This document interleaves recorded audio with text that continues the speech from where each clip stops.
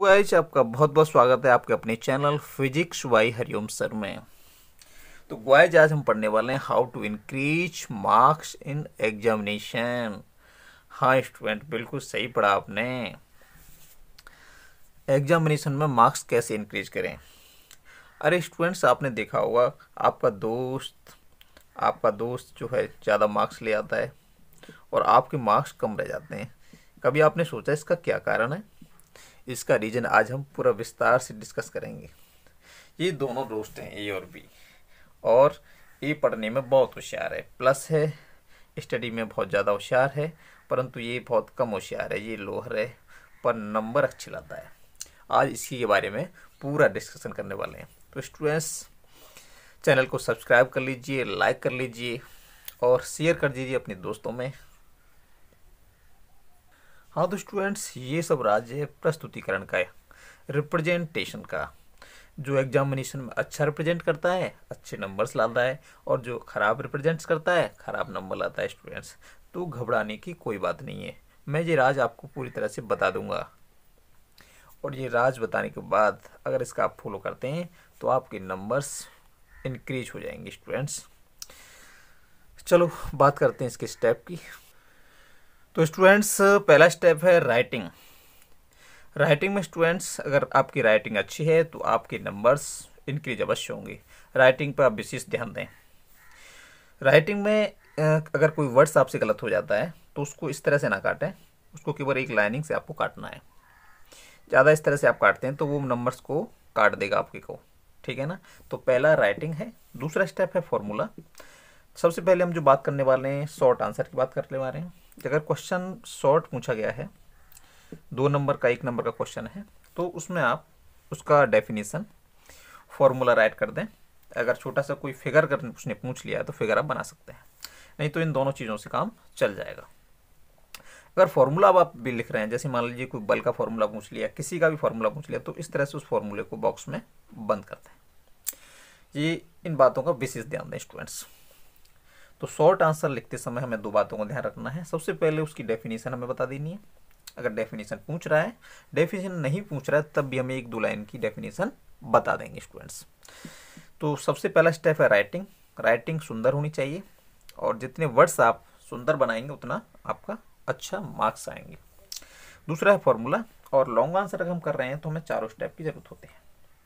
Long answer में हमें diagram भी देना होता है, छोटा सा कोई फिगर एग्जाम्पल देकर बता सकते हैं किस तरह से ये चीज़ें होती हैं, और इसका यूज कहाँ पर है उसका एग्जाम्पल आप जरूर देंगे। इन चारों चीज़ों को आप करेंगे, और हेडिंग्स आप बना के लिखेंगे स्टेप बाय स्टेप। हेडिंग्स लिखते जाएंगे। जितनी हेडिंग्स आप लिख लेंगे, जैसे मान लो 4 नंबर का क्वेश्चन आया है तो उसमें 4 चीज़ें तो बिल्कुल ज़रूरी है। जैसे पहला डेफिनेशन हो गया, दूसरा उसका आपने फॉर्मूला बता दिया, तीसरा उसका डायग्राम बता के कुछ चीज़ें डिफाइन कर दी, और चौथा उसका यूज कहाँ पर है। तो इन चीज़ों को अगर आप लिख के आते हैं तो आपके मार्क्स नहीं कटेंगे स्टूडेंट्स। चलो मैं आपको एक क्वेश्चन सॉल्व करके दिखाता हूँ। एक लॉन्ग क्वेश्चन हम लेते हैं और उसे सॉल्व करके आपको दिखाते हैं किस तरह से एग्जाम में क्वेश्चन सॉल्व करना चाहिए। हाँ स्टूडेंट्स, ये क्वेश्चन मैंने ले लिया है। ये है बर्नौली प्रमेय। इसमें लिखा है explain Bernoulli theorem by help of continuity. अविरतता के आधार पर बर्नौली प्रमेय की व्याख्या कीजिए। तो अविरतता के आधार पर बर्नौली प्रमेय को पूछ रहा है, तो इस क्वेश्चन को हम कैसे सॉल्व करते हैं। तो स्टूडेंट्स, घबराने की कोई बात नहीं है। होता क्या है, एग्जाम में स्टूडेंट्स ये समझ नहीं पाता है कि हमें क्वेश्चन किस तरह से करना है, इसलिए वो फंस जाता है और क्वेश्चन को सही से सॉल्व नहीं कर पाता। तो हम इसमें 2 वर्ड पकड़ते हैं, एक तो पकड़ा हमने अविरतता, दूसरा बर्नौली। ये 2 चीज़ें हमने पढ़ी हैं। तो हमें बर्नौली के बारे में बताना है और अविरतता के बारे में बताना है, बस। बाकी चीज़ों से हमें कोई लेना देना नहीं। क्वेश्चन हमें देख लेना है क्वेश्चन किस टाइप का है। ये लॉन्ग टाइप का क्वेश्चन है, तो इसे हम इसमें क्या क्या लिखेंगे, फॉर्मूला लिखेंगे, डेफिनेशन लिखेंगे, फॉर्मूला लिखेंगे, डेफिनेशन, डायग्राम बनाएंगे, डायग्राम हो जाएगा, और उसके बाद इसका यूज क्या ये लिखेंगे। ये 4 चीज़ें हमें मोस्ट इंपॉर्टेंट लिखनी है, ठीक है ना स्टूडेंट्स। चलो आगे देखते हैं किस तरह से क्वेश्चन को सॉल्व करते हैं।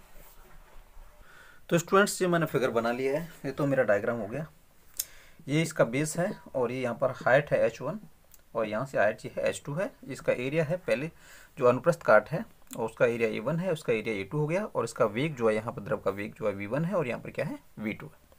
तो डेफिनेशन की बात करें तो डेफिनेशन हमें याद रहनी चाहिए कि जो बर्नौली प्रमेय होती है उसमें बताया जाता है कि दाब ऊर्जा, गतिज ऊर्जा और स्थितिज ऊर्जा एक नियतांक होती है।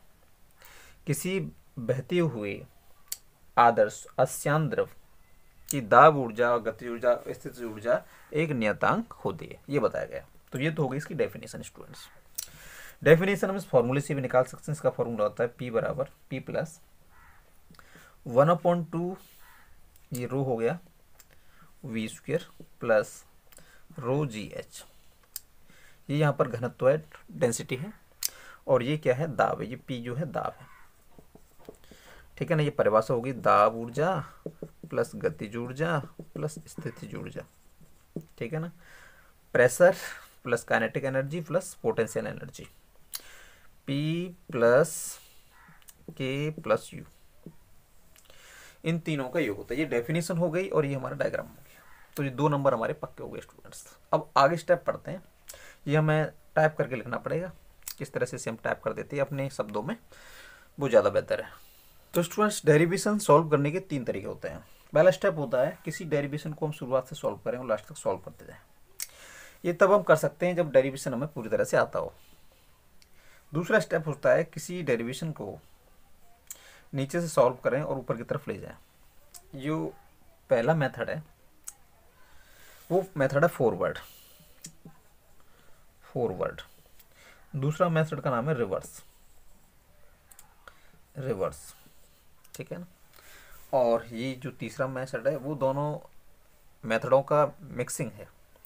हम थोड़ा ऊपर से भी चलेंगे फॉरवर्ड और थोड़ा नीचे से भी चलेंगे रिवर्स, और बीच में जाके ये डेरिवेशन मिल जाएगा।